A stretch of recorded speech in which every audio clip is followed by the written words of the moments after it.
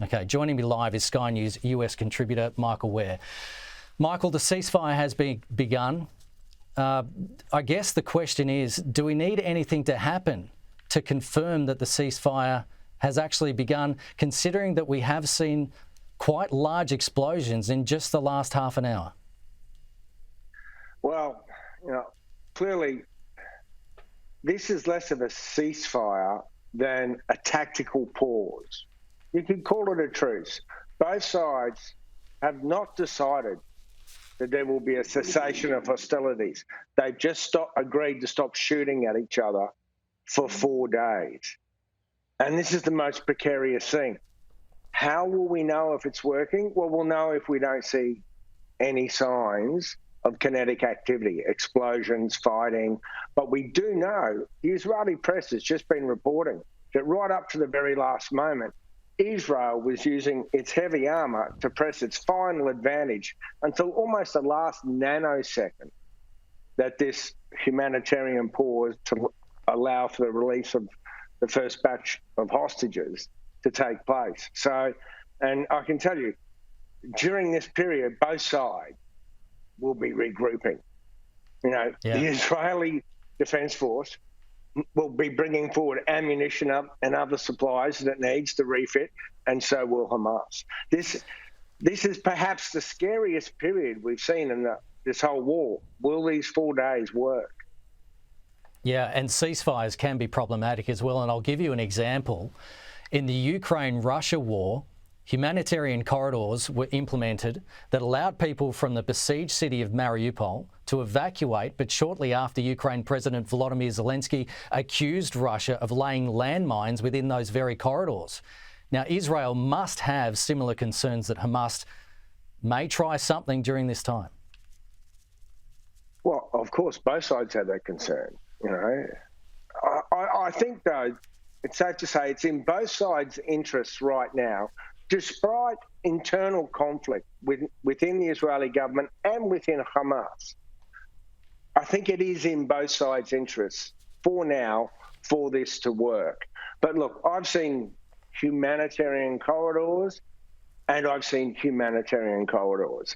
Like even in the Israeli invasion of Lebanon in 2006, a humanitarian corridor was opened to allow the exit or evacuation of citizens from the southern Lebanese town of Marjayoun.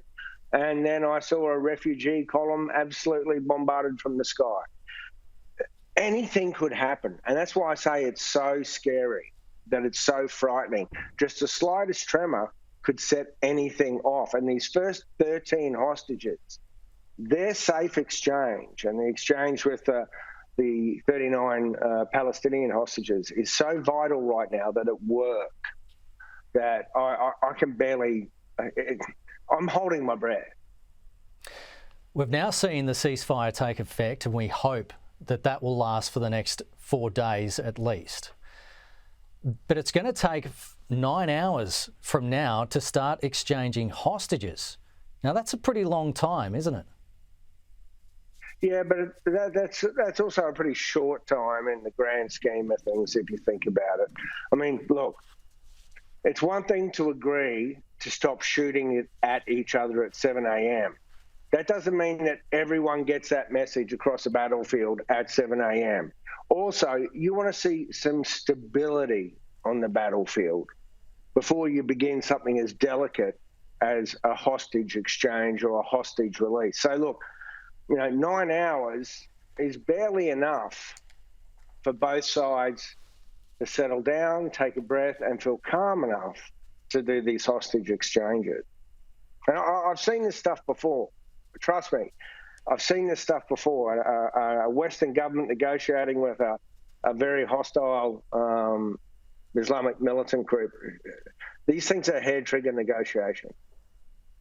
Well, speaking about the United States, what are you hearing from the United States? The White House must be pleased that there are at least 3 Americans that are among the hostages expected to be released in this deal. We know Biden made a phone call to Qatar in the middle of negotiations. The US must be thinking that this is quite an important first step.